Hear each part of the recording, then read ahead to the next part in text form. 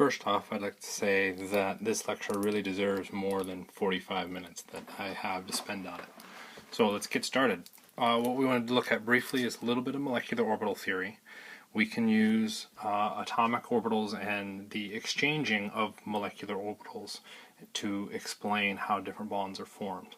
So one of the reactions that we looked at before was a standard substitution reaction, and in fact what we have here is an SN2 because our nucleophile is attacking at the same time as the leaving group leaves. So what we want to do is now bring in molecular orbitals into this discussion. So the orbital that you see there right now would represent pretty much our oxygen atom and its lone pair existing in what is probably an sp3 orbital. We could go through and do this same argument for the carbon and chlorine, and we'll see a neater version of this here in a second. So we can look at that sp3 bonding situation of our carbon and chlorine, and in this case we have overlap showing that bond, and what we'd have there is a sigma bond. But the sp3 orbitals could be organized the other direction, in which case what we've got would be three nodes running through it, so it's a higher energy because in our other situation we just have two nodes. So we got some running right through the nucleus, now one through the middle. And in this case we don't have a bond, so we'd have our sigma star bond. Okay. So if we now bring this in and look at it in a neat situation, so again we'll walk through it. We've got a sigma bond where we have those orbitals overlapping in an organized fashion in a sigma star. The left hand side of this structure represents our carbon, the right hand side the chlorine. In our sigma bonding orbital, if we tried to bring in the oxygen, we're not going to see an overlap of orbitals, okay, or overlap of electron density. If we don't have that overlap, we can't form the bond. Okay. If, however, we now look at the anti-bonding orbital, you'll notice that we do see that overlap, and it would actually facilitate bond forming. So what we're looking at is actually the interaction between the highest occupied molecular orbital, okay, of our OH, and we're looking at the we need to add one more little word to this.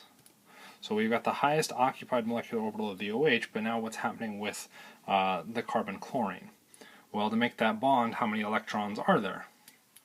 Hopefully you remember there's two, so if we look at that bonding situation and our anti-bonding situation, both those electrons should sit in the lowest energy, or our bonding state.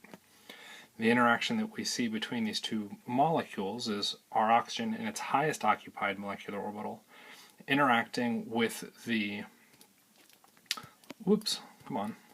the lowest unoccupied molecular orbital of our reactive carbon. Okay. That interaction, and so the reason it can interact is because it's empty. We could put two electrons into it. So what this kind of phrasing comes out as is, because we typically get kind of bored of referring to it by these big long names, is that we can refer to our highest occupied as our HOMO interacting with the lowest unoccupied molecular orbital, or our LUMO.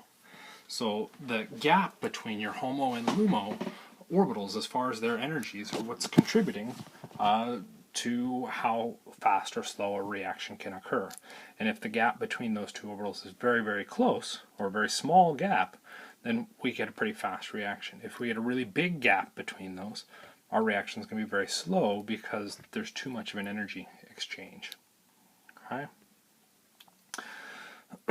So we continue the slide across, and you can see that the net result is that we would end up with a bonding interaction between our oxygen and our carbon with a single node, or two nodes there, and then a node between the carbon and chlorine, and finally a node there. So what we end up with is that bonding interaction. So what we're attempting to do is bring our molecular orbital understanding into our bonding situations.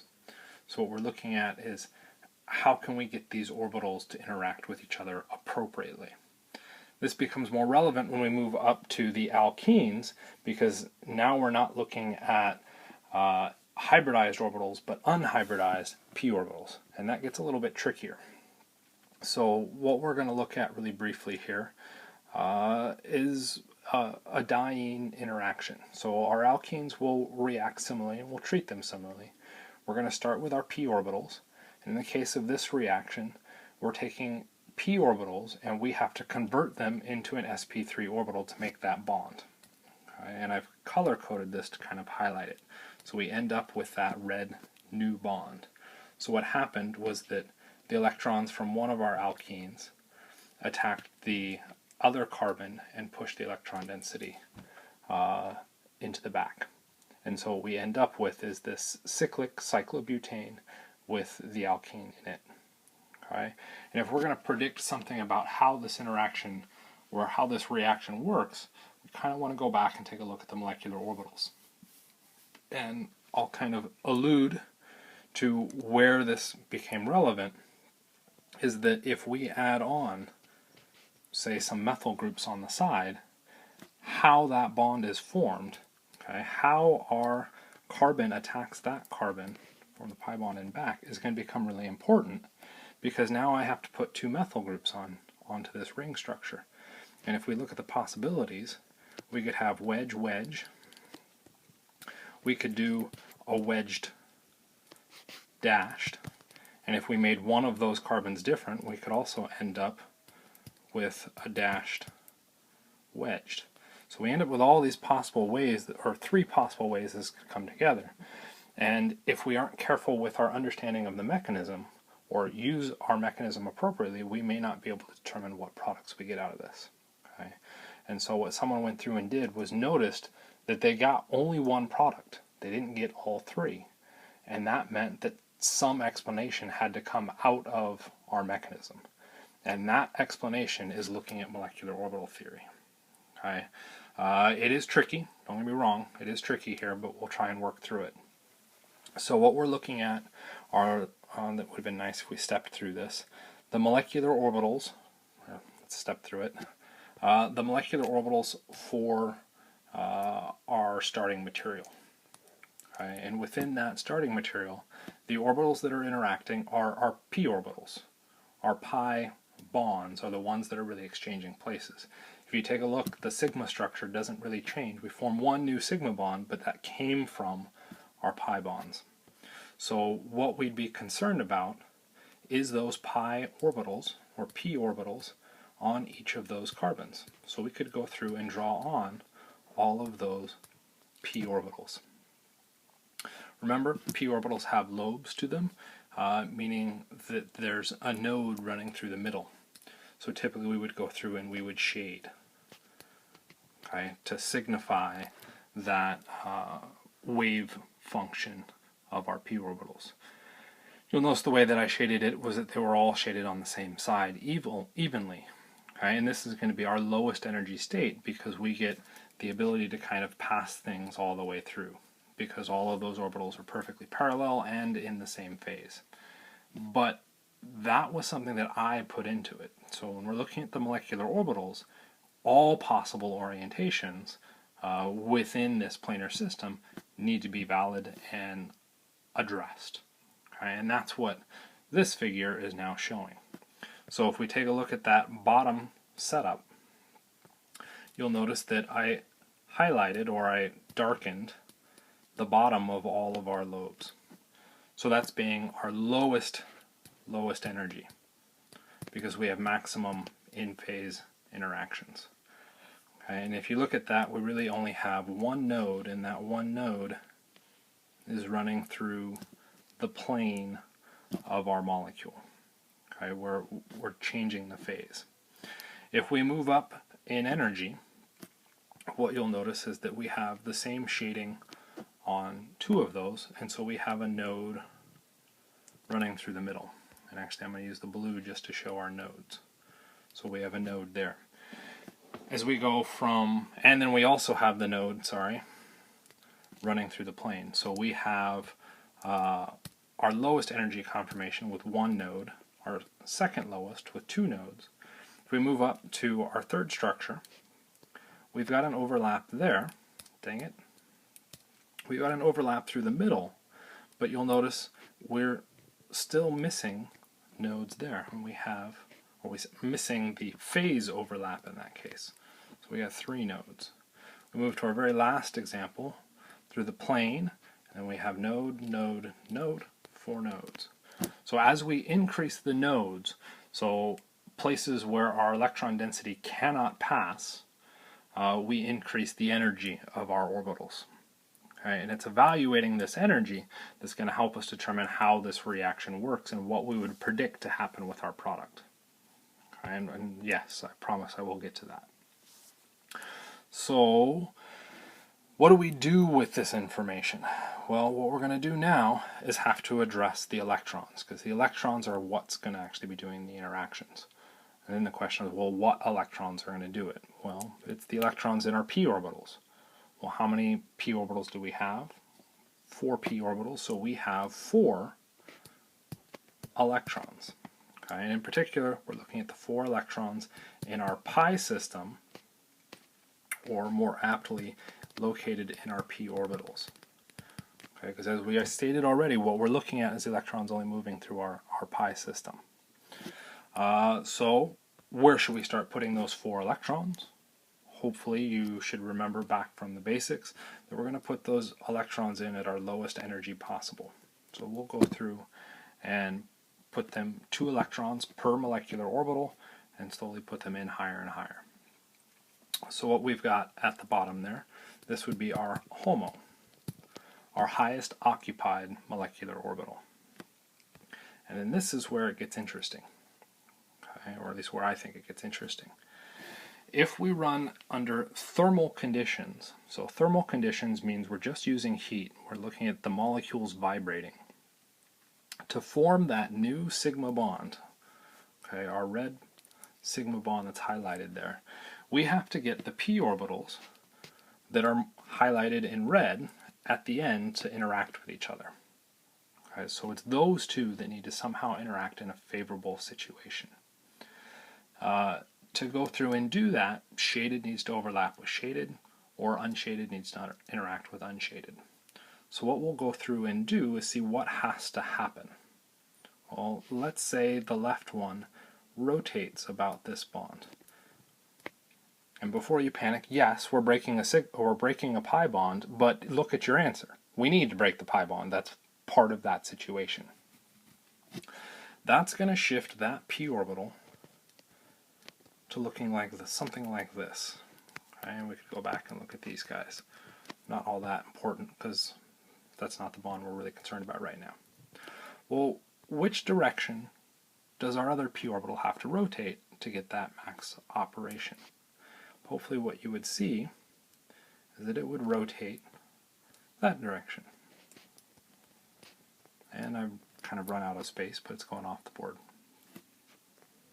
Oh, that's kind of nice. It draws off in the darkness. So why is that important? Well, what we've gone through and done is made that bond. And with this structure, it isn't important. No real importance at all. But what happens if we go back to our starting materials? With these starting materials, I start with this. Okay, so these are CH3s. Okay, and because we're getting a bit red heavy, let's go ahead and switch that up. Actually, let's make that blue. So these are CH3s. And as we just stated, and I erased, we would end up with 3 possible, or really 2 possible products. We could have these being wedged on the same side, or they could be on opposite sides. And it would all depend on how we made that bond. Well, if we go back and take a look at what we said the rotations had to be to actually get this proper alignment. If we draw in our methyl, there's the other methyl, if I rotate that bond, where does that methyl group end up? Hopefully you see that that methyl group would need to be down.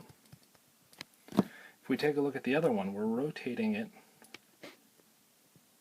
that direction, kind of counterclockwise, and our methyl group would be aimed up. So what we end up with as a product is just that one. We don't see the cis product. Okay, so this mechanism helps us explain why this would actually work. We could further evaluate it, change the structures around, and do a couple other things. But we're kind of out of time, so we'll shorten it a little bit and just add one extra little caveat. What we just did here was the thermal reaction with 4 pi electrons. So we'll kind of summarize that. So thermal will symbolize as delta, and we had 4 pi electrons. What happens if instead of doing it with heat, because if I remember correctly, and in theory I do, we could do this with light. Okay, so instead of using heat, let's switch it up and throw some light into this reaction. So let's clean this up a little bit. How much do I want to clean up? Let's just clean it all up. So, oops, that was a bad thing to erase. So let's clean that up a little bit and use light. Well, what's happening with light? Light's a little bit trickier, because what light is going to do is it's going to come in, wow, big old light, H nu, come in, and it's going to excite one of those electrons. And now the electron is going to be located up here. What makes this different is that now our HOMO, where our interaction is actually occurring, is up here. So when we go through and look at that point when we're starting to make our bonds, if we go ahead and rotate to bring that shaded overlap inwards, where does our rotation of the other one have to go? Well, it's going to rotate inwards as well to get that proper alignment. If we again throw in the caveat of our methyl groups, what happens in this circumstance? Well, we're rotating the left one clockwise, pop straight up. What happens with our right one? Well, we're rotating it clockwise, pop straight up. Ooh, interesting. When we run it with light, when we run it with heat, we got the trans. So that's an interesting result. So somebody else went and looked at it and said, okay, well, what's going on with this 4 pi electrons? Well, if you think back, and you may have to rewind back or look at your notes to see what happened with it. When we looked at our light, which way did our groups rotate? Okay, so we're looking at those p orbitals. Well, one rotated clockwise, the other one rotated counterclockwise. So they rotated opposite directions. So we'll refer to that as disrotatory. And if you go back and look at what we did with the thermal initiation, what ended up happening was one rotated counterclockwise and the other one rotated counterclockwise. So they rotated the same direction, so we'll call that conrotatory. So with this initial setup, someone then went back into the labs and started varying the structures around.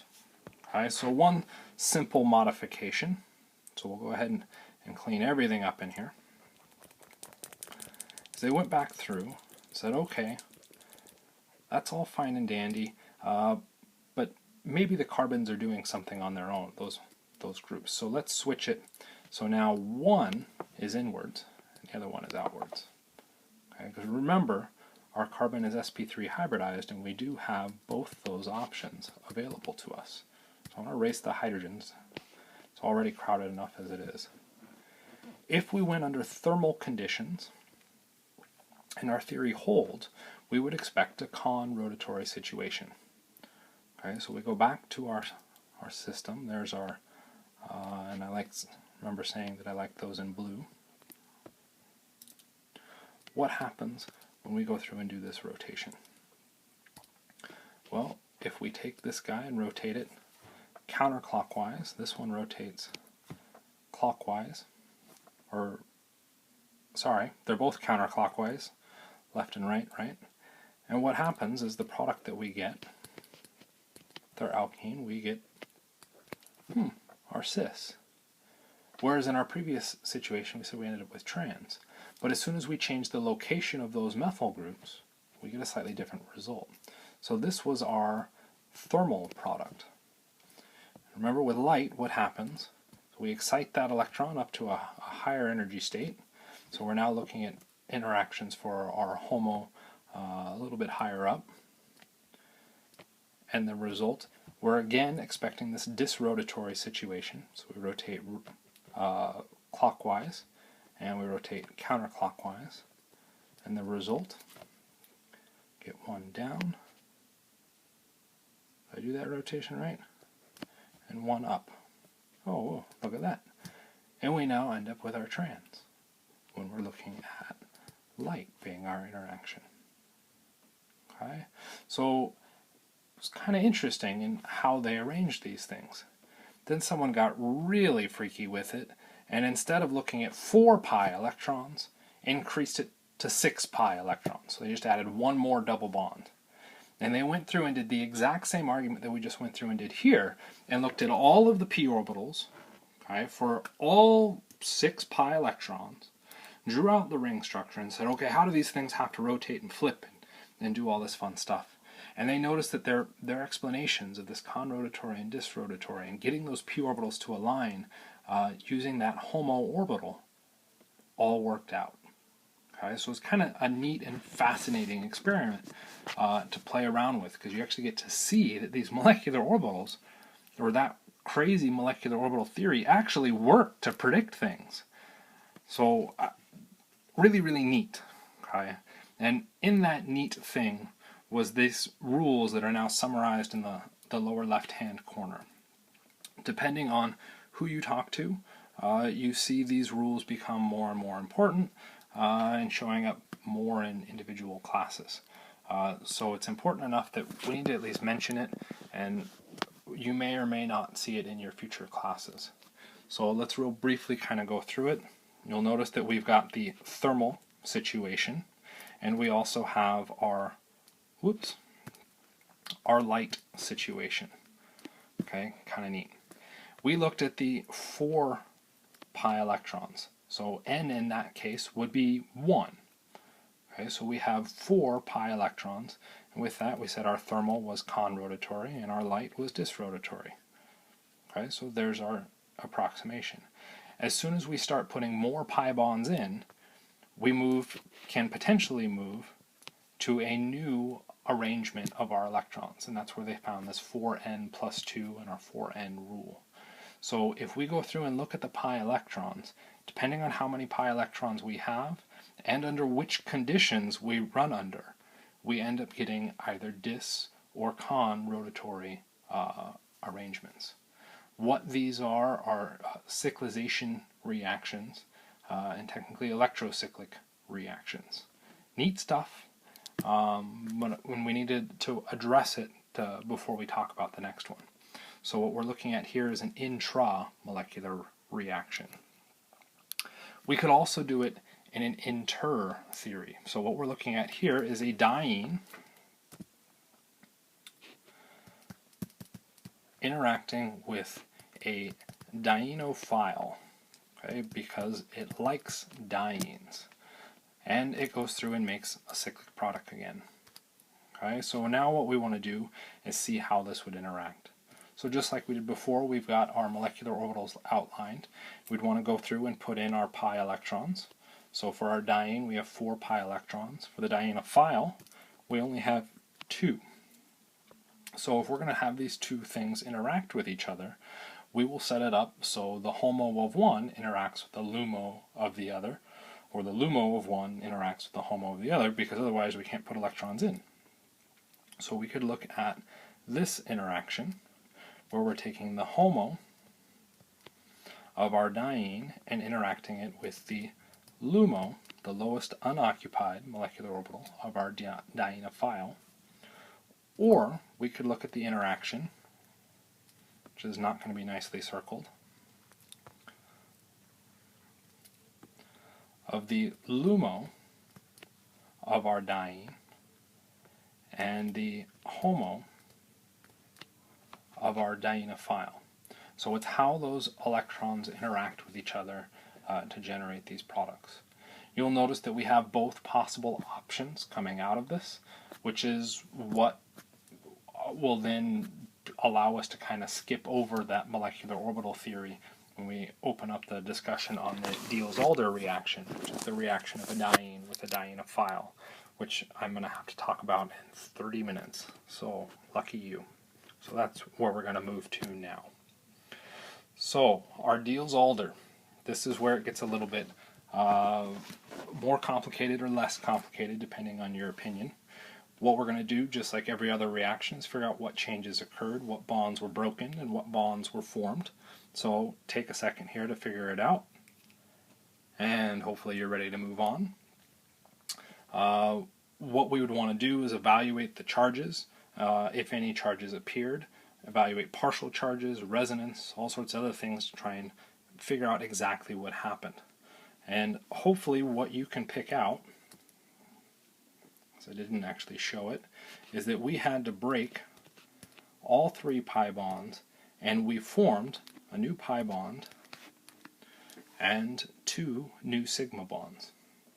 Okay, so now the question becomes is, when did we do all of this? And that becomes a little bit trickier to organize. With all of the breaking of the pi bonds, we're actually going to make a simplification here. Okay, so we did break all of those pi bonds. We made all of these sigma bonds and made a pi bond. Is that I'm actually going to switch this up and simplify that a little bit, because that's really 6 different things happening. When we broke the pi bonds, we made the sigma bonds. Okay, so we'll equate those out as one step. So we can look at this as sigma 1 and sigma 2 for our bonds being made. You'll notice I didn't list anything about the pi bond being made. Well, that's kind of an interesting thing. That is a bond being made, so why can I ignore it? The reason I'm going to ignore it is first off simplification, but then also if I draw a horrible resonance structure, I can put a formal charge there of positive and a formal charge of a negative and no pi bond. Okay, so it is still a valid resonance structure, but there's no pi bond, which means I shouldn't look at the pi bond being formed, because I can draw it in a situation where it never actually formed. Okay, so I'm trying to take advantage of that resonance to help us simplify our understanding of this reaction. So really all we're looking at is 2 sigma bonds that are forming. Okay, kind of nice. This goes back to and mirrors what we've seen with the substitution reactions. We could make 1 sigma bond first, then make the 2nd sigma bond, or we could make them both at the same time. That's going to change the resulting products that could come out of this. So we have to be very careful with how we address this. Okay? And as a general reminder, if we ran under substitution, SN1 type conditions, we ended up with 2 products, because that carbocation allowed for nucleophilic attack from both sides. Whereas with SN2, we only ended up with 1 product. What we'll end up finding when we go through and look at the Diels Alder reaction is the same thing. If we run under what I'm calling DA1, we would end up with 2 products. If we run under DA2, we would end up with 1 product. Okay? So let's, before we even get into that, because it is a little bit more complicated than that, remember our alkene has 2 lobes, a top lobe and a bottom lobe of our pi bond. And if we go through and take a look at how the dienophile interacts with our diene, we could either have the dienophile, which I'll call phile, come in from the top, in which case our sigma bonds are formed in that upward direction, or our phile could come in from the bottom, and our sigma bonds,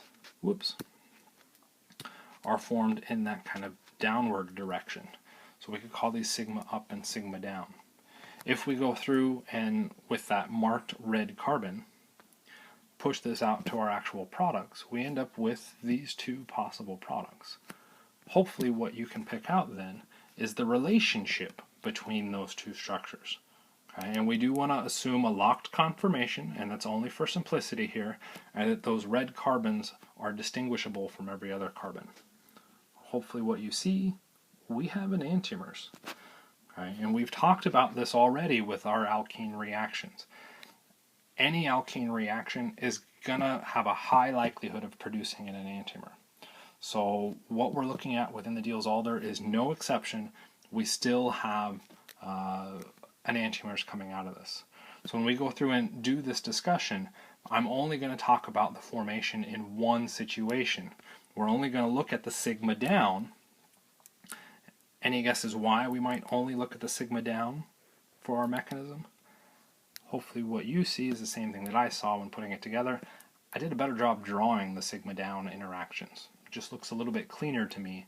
That's why we're going to stick with the sigma down for all of our drawings. But remember, you still form the sigma up as well. Okay, so we're going to get both products coming out of this. So here's our guess at our mechanism. This is our DA1, and in the DA1 we said we formed sigma bond 1 first. So here's the formation of sigma 1, and as sigma 1 is being formed, we will generate an anion. Okay. Within this mechanism, you'll notice it can be a bit wishy-washy to decide exactly where our arrows are coming from. We'll address that also a little bit later, but let's focus on the diene being our electron donor for the moment, and you can stew on that. And in the next 15 minutes, hopefully, we'll get to the answer. So the result is that our p orbitals have now exchanged or rotated a little bit, and you'll notice that what we're seeing is now that sigma bond starting to form. We have not officially formed the next bond. Okay, so what we have there now is a lone pair, the negative charge, sitting at that position. Okay, so lone pair sitting in that orbital, so we have an sp2 bond. The thing that's tricky about that carbon atom is that the bond that's connecting in there, whoops, come back here, the bond that's connecting in here is a sigma bond that can still freely rotate. If it rotates, we're going to change the alignment of A and B with respect to the rest of the structure. Okay, and that's what this next situation is going to show us. If we're in the situation where we get no rotation, A, whoops, oh darn it, if we're in the situation where there is no rotation, as our sp2 hybridized lone pair comes into attack, A is going to be oriented closest to our ring, kind of right underneath it. But what happens if instead we get a rotation about that bond? Okay, so well, if this forms, we would expect a rotation to exist. That is a possibility.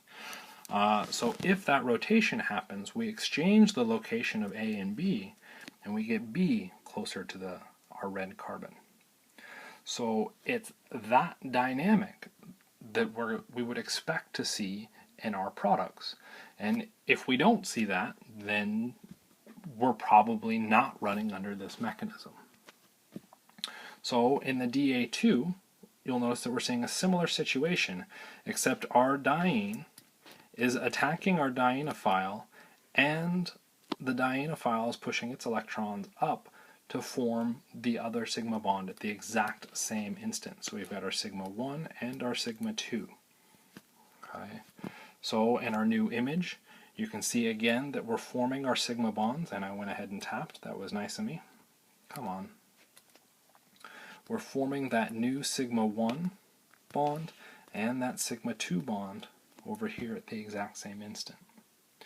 The result is that we don't give the structure any opportunity to change the orientation of A and B, and so they end up in this exact conformation. We do not get any other product, okay, minus the enantiomer. Okay, so it's just this product.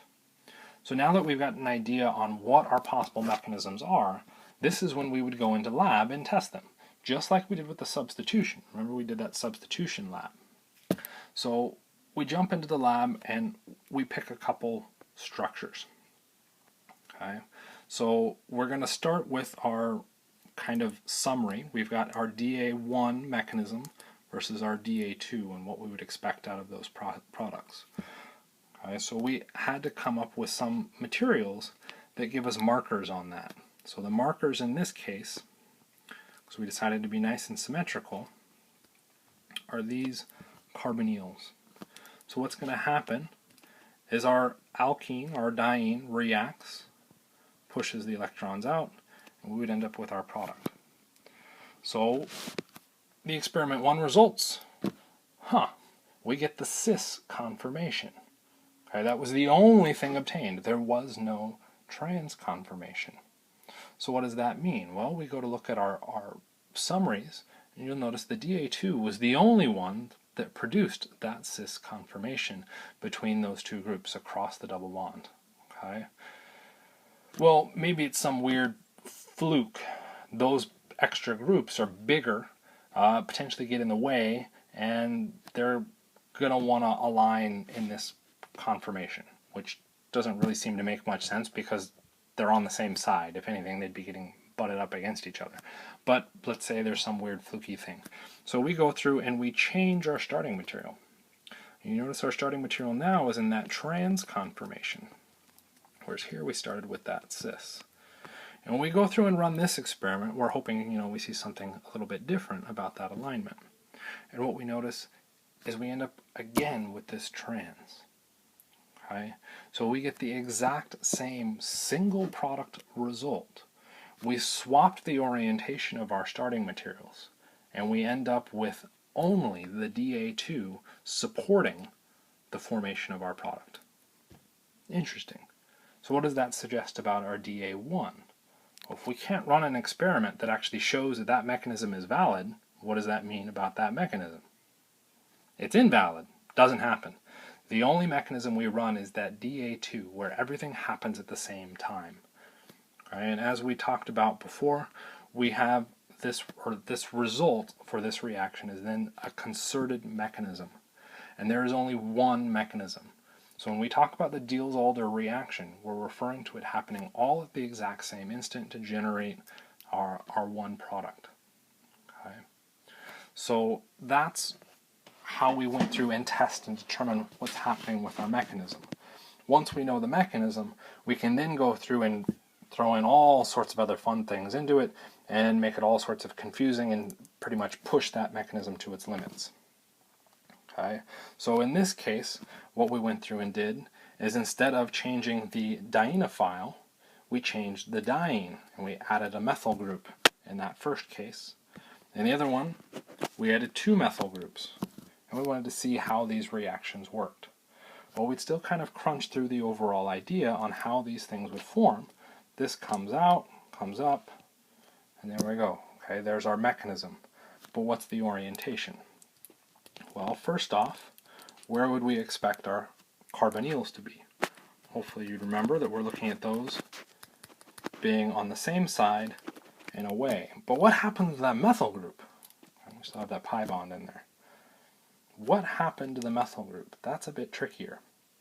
Well, think about the other options. So let's erase the arrows in there. We get a hydrogen on the inside. So our dienophile came flying up into this. As it comes up, what's the likelihood that that hydrogen is going to rotate downwards? Okay. Well, if it rotates downwards, it's actually rotating through the dienophile. Atoms passing through atoms? Okay, that's a little bit weird. Okay. The more likely situation is that that hydrogen rotates up. Okay, which then means that this methyl group will necessarily have to be aimed down. Okay, so if we go through and try that on the other one, okay, same idea, we'll do our dashes for our carbonyls, drop in our pi bond on the other side, and we want to see what happens. Well, our top methyl group is aimed inwards, and if we said our dienophile is coming in from the bottom, well, that methyl group is going to freak out and go the opposite direction. there's that top methyl group. Our bottom methyl group, which I'll highlight now in orange. Okay, remember the opposite direction is that hydrogen. The hydrogen's going to get pushed up and away, or up and towards, and our methyl group will come down on the same side as our other pieces. Okay, so what we're looking at in both of these situations is the sigma down formation, and what we're trying to evaluate is the sterics of how these things butt up against each other to form these bonds. And absolutely, I will not disagree, this is very difficult to see. I will try and build a separate video with a little model kit, and when we talk about it in class, I'll show you that model kit to help you get an idea on how these things can rotate to allow for the proper formation of each of these things. But it definitely takes a little bit of playing around with to get used to. So in both these cases, what I drew was the sigma down, because for me, it was easier to see that sigma bond forming down. So our diene is on top, if you will, and our dienophile is coming in from the bottom. And in that summary, you can take a look at what I've got written as far as where each of those groups will go in our final cyclohexane product. But remember, as we said earlier, there is a sigma up. If our up bond interacts, we're going to get a slightly different orientation of things. That orientation sets us up with the enantiomer. So, as with all Diels Alder reactions, we end up with a pair of enantiomers. Or sorry, enantiomers. We end up with two structures. If we'd run under the non-concerted mechanism, we would have had 4 products. So just be glad we didn't run under that. We just have these 2 products to worry about. Okay. What if there is no sigma up and down? What do I mean by that? So if we take a look at a new diene, in this case we've got, and a dienophile for that matter, the diene actually has a bridged carbon. Okay. That bridged carbon is going to prevent the sigma up interaction. So now there's no way for the diene or the dienophile to actually interact on the top because there's that bridged carbon blocking it. Okay? And this can be difficult for some people to see. So that box, if we pull that box and pull it up out of the paper and then kind of rotate it at you like you were opening, oh, I don't know, some weird cabinet that opens upwards, for lack of a better description. That's what we're seeing from the side here. Okay, that's what that guy is. And if we look at our dienophile and how it interacts, we would end up expect both the sigma up and the sigma down, but that sigma up gets a steric interaction that prevents it from occurring. So we'd say we only end up with 1 product in this case. Turns out not so. Is there another way that the dienophile could have attacked? You'll notice that in both the sigma up and the sigma down, the oxygen is coming in going towards the left, stacking underneath. Okay. Why did I not draw it going the other direction? So here we've got our oxygen again coming in from the bottom, and in the other case we've got it aimed the other direction. It's still a sigma down in both cases, but I've flopped the order. And what we'll end up with, unfortunately, is those same 2 possible products of our sigma up and sigma down. But it turns out that we only get 1. We still only get 1. And so what we'll do is refer to these 2 products by their names. This endo product, and endo because this ring is much closer to the other ring. So it's coming in under, or in, sort of. And then exo, you can think kind of exoskeleton. If we take a look at that ring, it's pretty far away from everything. And if we go through and take a look at these 2 systems, what we might think as an answer for which one is favored is maybe the exo. Because under the exo circumstances, I've taken the electron bulk and kind of spread it out. Whereas in the endo, I've actually jam-packed it all in one tiny little ball of space. So it's a nice big ball, whereas the exo is kind of elongated outwards. Okay, so that what might be an initial theory, but it turns out we really only get the endo. And there's all sorts of theories that fly around this possibly on explaining it. It is the sterically hindered product, but the theory is that we have a lower energy transition state, which we'll talk about when you do this experiment in lab. The exo product has less of a steric hindrance, but the energy of the transition state isn't as low as the endo. Okay? And as we talked about in the last circumstance, we may end up, in the case of the endo, with a high energy product. So our product is high energy, but we have a low activation barrier. Okay? Whereas the other one, we have a low energy product, but we have a high activation barrier. What does that mean? Well, our endo is the kinetic product because it has a faster rate, and our exo is the thermodynamic product. So if we want to change the balance of these two possible orientations, we can play around with the temperature of our reaction. Last thing that we might want to consider is trying to speed the reaction. And I am over time, so I'm trying to go through this as fast as possible. To speed the reaction, as with all reactions, what we need to do is evaluate our species. So we have a nucleophile and an electrophile. The Diels Alder reaction is a bit suspicious because it's all alkenes, so it's really hard to kind of decide what is nucleophile, what is electrophile. The diene, the one with two double bonds, will typically be best classified as a nucleophile, and the dienephile will be classified as the electrophile. Why? Well, the diene has more double bonds, more electrons. A nucleophile is best described as having more electrons. So what we want to do to speed the reaction is somehow make our nucleophile more negative or our electrophile more positive.